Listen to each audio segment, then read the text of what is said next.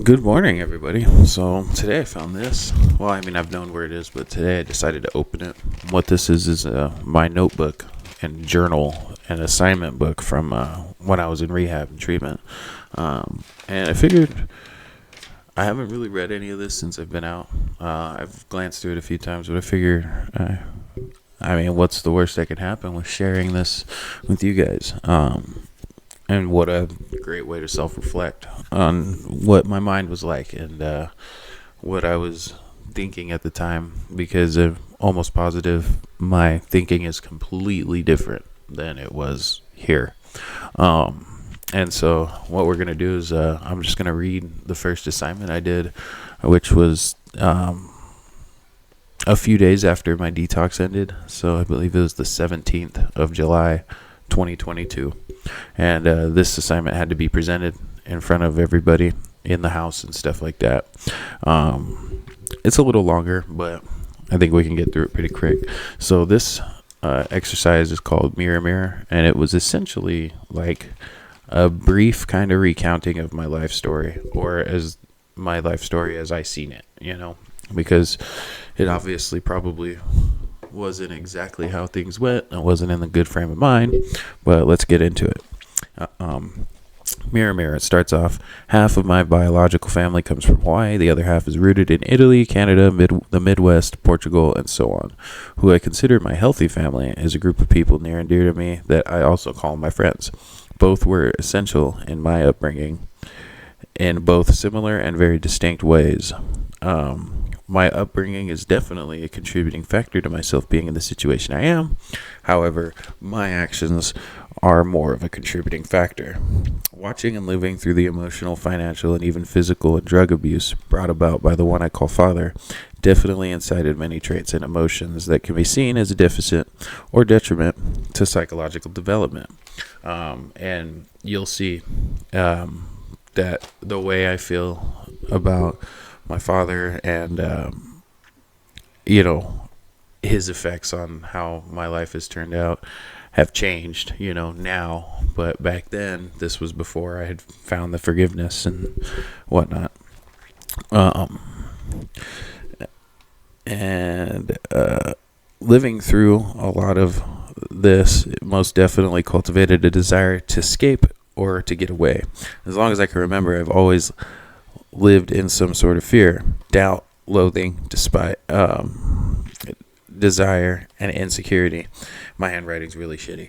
As I grew, I came to the understanding what I wanted first and foremost is security, both financially and emotionally. I think I neglected my emotional stability and security in favor of seeking financial security. I have found that, but in doing so, cultivated a desire or need to run away.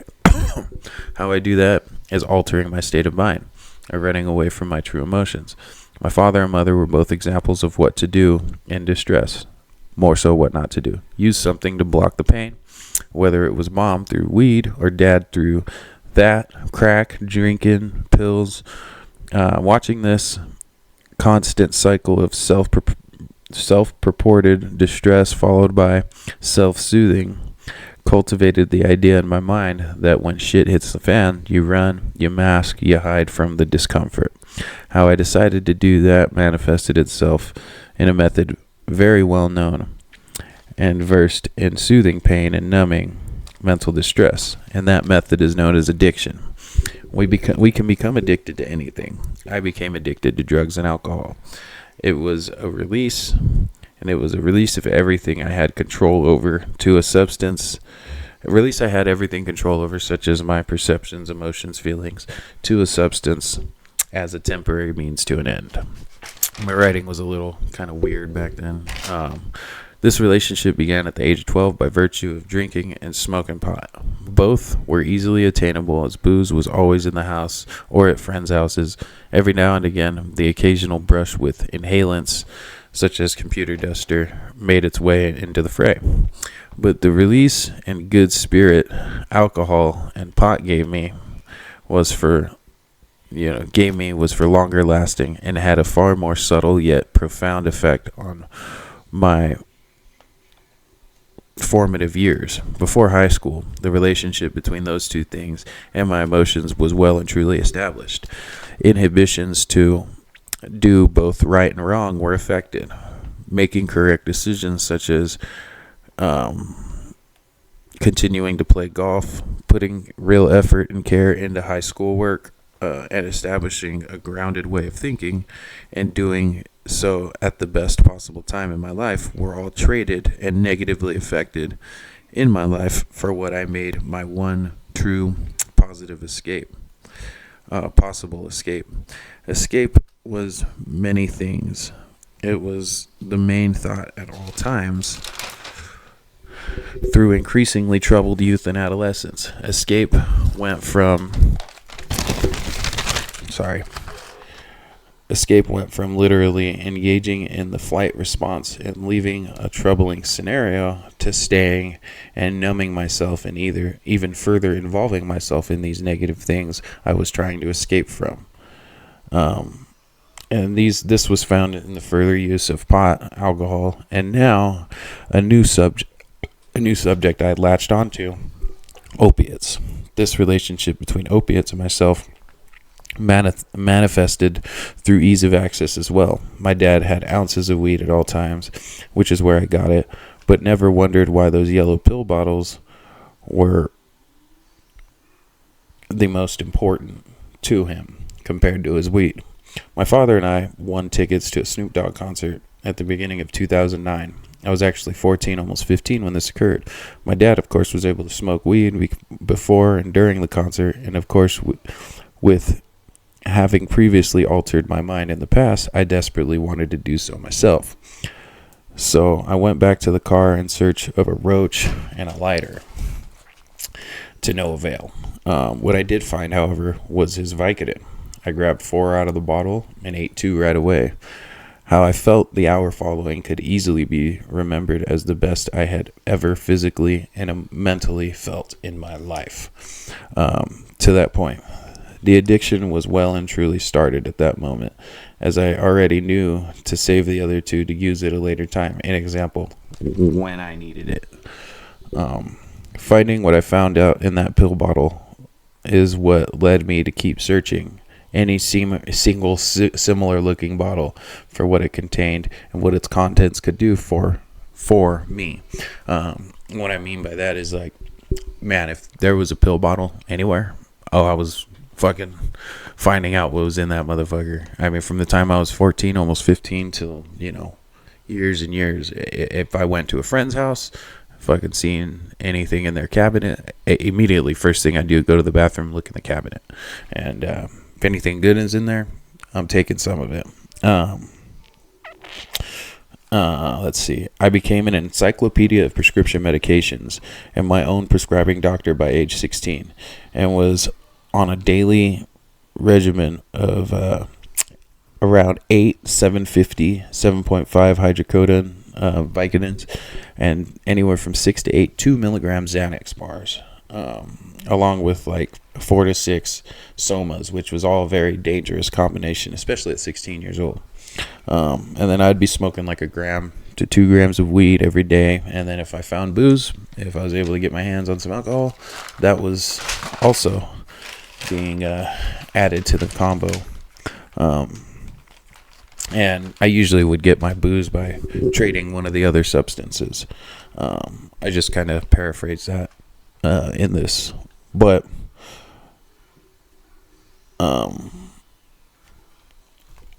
I would forego drinking because I developed a real liking to like the pills and stuff like that. And if the drinking had any negative effect on how I wanted to feel, then I just wouldn't drink.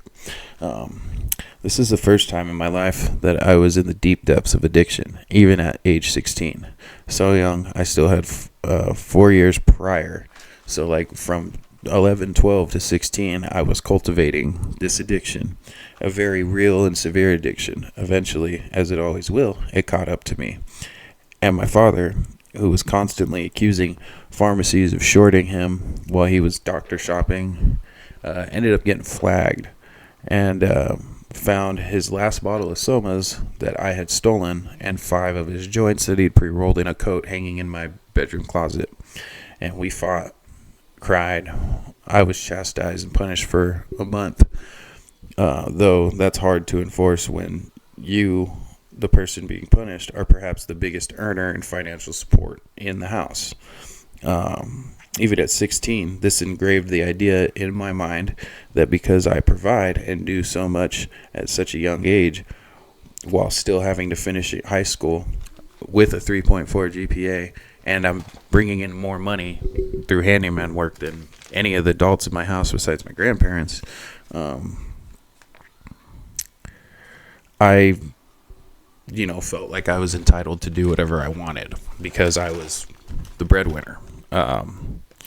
I watched, slowly as I continued to raise myself older, watched as my parents seemed to act more and more childish, selfish, visibly and verbally abusive and ungrateful, especially my father.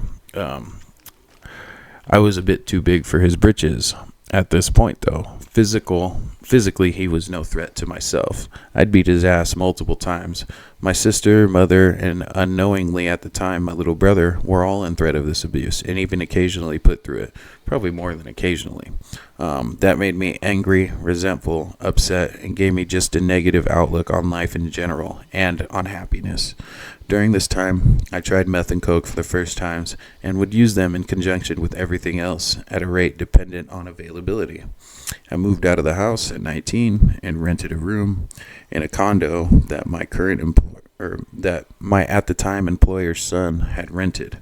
For the first time in my life, I lived in a peaceful environment. That became a new addiction. Peace. Now, for a little while, the desire to use became more and more infrequent, aside of the fact my drinking had gotten a lot worse. Because when you drop some, you gotta pick it up with another, right? Josh, the person I was living with at the time, was an alcoholic. As I know it now, at least. I didn't know it then. He was also almost 30, so for me to attain booze became very easy. I just would go to the store with him. I reconnected with some childhood friends from when I lived in the desert, and that I was friends with in grade school. I lost touch with those friends through high school. And here we have a quick rewind. During the upstart of my prior use in opiates, I had visited a childhood friend in the desert during the 9th grade and found out at the time my very first best friend, my very first bigger friend, person who called me his cousin and took care of me in school, had been killed by a drunk driver. Obviously, with where that memory strung itself up in this writing and the goosebumps that I have revisiting it even now, this feeling I have just realized I worked hard to bury down brings itself up. Anyways, reconnecting with these old friends, I found myself to be the destructive one out of all of us. To this day, these people still love, care about, and forgive me, and I owe everything to them for that. I helped to further their alcoholism. I introduced them to hard drugs, which for a considerable amount of time we did together. As we grew together, living on our own, their willpower and decision-making skills grew as mine seemed to diminish. I latched to being in an altered state of mind, unhealthy relationships, drug binges, period of weeks to months where I was mentally checked out of everything important. I just wanted to party, have fun. A girl with the name starting with the letter P became my most toxic person that I'd ever been with during this time. We fed each other's addictions, mental issues, abandonment issues, self-loathing in the unhealthiest of ways. I also financially and in every way possible supported her until I finally walked in on her cheating on me. This had a lasting effect on my trust development, confidence, and every other negative way that I let it have an effect on me. I well and truly only wanted to party and more evidently fill that void that P had left by her actions. Well, surely she just made that hole bigger. The hole had always been there. My friends were there for me. I became homeless for 2 months during this period, but maintained my job. Thank God. During these 2 months, my use was reduced to drinking cheap liquor out of necessity. Finally, at age 23 on my birthday, I moved back home in 2017, home where dad is, as much for myself as well as for my family's benefit. Quickly, though, I found resentment as I was essentially paying my father off with money, weed, and drugs to keep his abuse at a minimum. My use at the time was mainly alcohol and pot, with the occasional meth, coke, opiates, and even heroin a couple times that I would smoke. What the fuck is this? Okay. That I would smoke at a rate dependent on availability, as usual.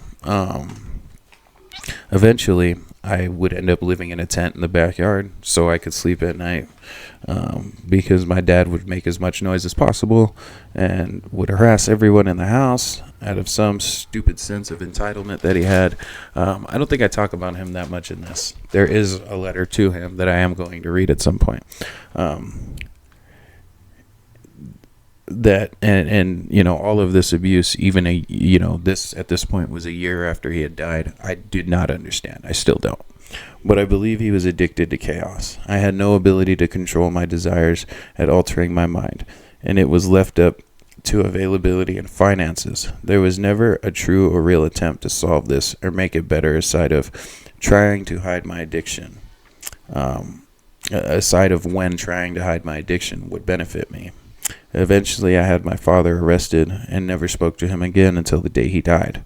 And that is a troubling thought sometimes. Although he brought that upon himself, a few months later, during a heavy period of drinking, I met what would become the love of my life until recently, Selena.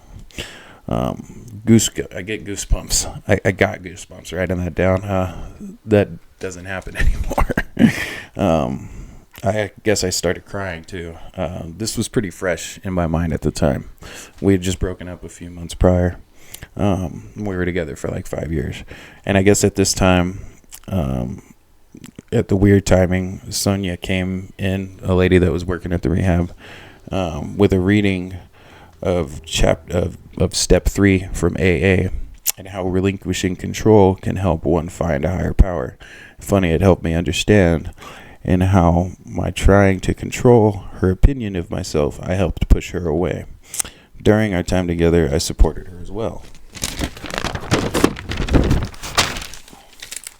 I hid a lot from her, and I lied, and I was deceptive through my actions and words. My use of narcotics and alcohol was nil in my mind. My new addiction, while not abstaining from those, is how she made me feel. Coupled with the mind-altering substances, everything was about her and the desire for her want. Never even thought about how my desire was feeding my addiction by virtue of how I solved feelings of distress, drug and alcohol use, which she was not a huge fan of, was the way that I solved feelings of distress. So began the need to hide those things from her, to feed my other addictions, and to feed her want of me. During this time, I reignited my flame with opiates, cocaine, meth, and hallucinogenics. I pushed her further and further away and cared more and more about opiates, that I found fentanyl to be a far more potent and cost-effective chemical substitute for opiates,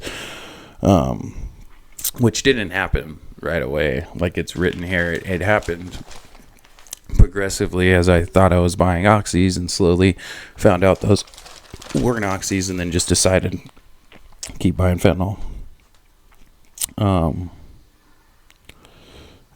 But let's see, where was I? I forgot another pertinent detail. Our relationship had led me to possibly make the greatest decisions of my life, which was becoming a union iron worker. And I don't know that I would have done that without her influencing me and basically being tired of living in a fucking shithole hotel. So I do thank her very much for that. But the greatest decision of my life, which was becoming a union iron worker, this built my confidence, my work ethics, self-image, and introduced a financial security never known in my life before. I financed my first car and felt like an adult for the first time at age 27. What had not subsided was the urge or the need to use. I was using the most and the hardest drugs and drinking the most I had ever had in my life at this point.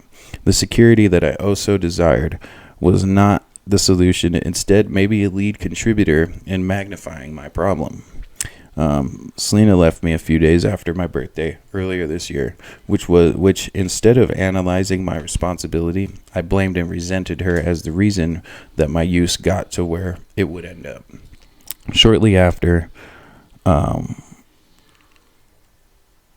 second mother of sorts in my life, someone who I kind of seen as another mother, her name was Christina, passed away as a direct result of her own opioid and alcohol abuse.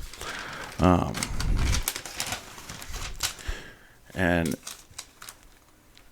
even at this point, like, still believing these substances were a solution and not the problem, my use still grew. The first instance of clarity came by virtue of an off the beaten path trip to Las Vegas with some friends that was to last 2 nights. I planned my drugs accordingly, bringing enough to last 3 nights. Unexpectedly, my friends left the second night, and the night before I told them I was going to stay back in downtown Las Vegas. That was where they left. I was in downtown Las Vegas with them. They left at like midnight. I stayed there. When they wanted to leave early, I, intoxicated, walked into the D casino, and I spotted this beautiful, lone, young blonde woman at a video blackjack table. She was beautiful, and I immediately found out that she was the same inside as she was out. Beautiful. She quickly sat next to me and showed me how to play the game, even though I didn't need to know how to play. And she even threw her own $10 bill in there. A big no-no for me because I'm very traditional in the sense that I'm the man, I pay. And she was genuinely kind-hearted and loving towards me. My main focus switched there. Instead of focusing my time and the amount of it based on how much drugs I had left, it switched to how much time I could spend with this person. I helped her and her severely inebriated friend back to their hotel, exchanged contact information with her, and I spent the next 3 days with her, stretching my day that I had worth of drugs as thin as possible until the day she left, as my time with her became the most important, even above the drugs at the moment. That was the first moment in adulthood that I realized using wasn't the only way to be happy, yet I still needed it. I realized then the problem was there and very real. That girl would end up going back home, and that weekend was Memorial Day. And between then and now, I became the most vulnerable and transparent with the people closest to me, as if I were hoping they'd catch me and help me save myself. There was a moment when I was driving back from Vegas after that experience with her that I broke down in tears. And I'm pretty sure this was the moment that I realized that if something didn't change, I was going to die and probably never be happy again. And it was realizing that I could only do as much as the drugs allowed me to do. I could only go as far as the drugs allowed me to go. I couldn't do anything without them. Physically could not do anything without them. And so that's why I say I became the most vulnerable, and now I became the most sloppy and transparent with the people closest to me, as if I were hoping they'd catch me and help me save my life. I started getting caught doing drugs at work by certain people. I started not really hiding myself as much, but hoping they save me for my health, for them, for my career, my family, and for my future. And she didn't even know the extent that I was using at the time, the girl from Vegas, or even the extent as to why I'm really in rehab. She would definitely have never talked to me. I will make amends and tell her when the time is right, and I'm confident that she'll maybe understand. I did tell her. She did understand. But because of this, I was glad that there was 1,000 miles between us. And I really thought at the time that I could make this work and that me and her could be together. That was pretty foolish. Let's see. Let's see. But the day I was saved, which would end up being when I was caught by my buddy in Lake Havasu, was America's birthday, also Selena's birthday, which was the 4th of July. I told my closest friend I was leaving our Havasu rental the day that the fireworks show was meant to happen. And it was also one day earlier than we were supposed to leave. My buddy got the info out of me, and I didn't realize that he had caught me the night before in the bathroom smoking fentanyl. But he hounded me. He had already had my keys. He had already had my bags, and I finally admitted to him that I was leaving because I needed more fentanyl. If I didn't get the fentanyl, you were going to see me go through the worst withdrawals you'd ever seen. Mark, he was also my boss at work, and here's what he said when I revealed myself to him. He said, "You ain't fucking going nowhere." And that right there is when my detox started. I held up alone in great physical and mental distress, alone for hundreds of miles in a lonely travel lodge with a view of Lake Havasu and the worst physical, mental discomfort that is even imaginable. And I never felt so alone. So a few days in, I called the ambulance on myself, and 2 days to 3 days into the hospital, my mother connected me with the woman who brought me to the rehab I was in when I wrote this, who drove all the way with my mom to fucking Lake Havasu to bring me to begin my healing, and to save the rest of my life. And I will be forever thankful for that. There have been plenty of eye-opening revelations and experiences I've been through in the last, so I'd been here for like 6 days. And I had no doubt these experiences will profoundly change the way that I think as I begin this new journey to find and save myself from myself and my lack of being a responsible adult. And I don't know why I wrote this, but I guess it's something I didn't want to think about until later. But even with that, my girlfriend that I was with the longest, my lack of being an adult and my lack of being a man drove her to, she had gotten pregnant twice, and she terminated those pregnancies because I wasn't man enough. And she was right that I wasn't man enough. Those are two of the biggest regrets and upsetting instances in my life because of my decisions. And I know that it was, in the end, it was her decision, but it was my actions that led to that decision. So I know this was kind of all over the place, but I guess really what I was trying to do was give a little bit of real perspective on where my head was at this point in my treatment. It was in a very different place than it is now. It was also in a very different place than my headspace was, a week before I wrote that. And it'll be interesting to cover the progress that happened throughout this book. I think I'll leave it there for now, and then I'll read another one maybe tomorrow or maybe even later today. We'll see. All right. I hope you all have a good one. Hope you found something useful in here. Could relate or something. I don't know. But love you all. Take it easy. Happy New Year. Merry Christmas. All that jazz. Bye.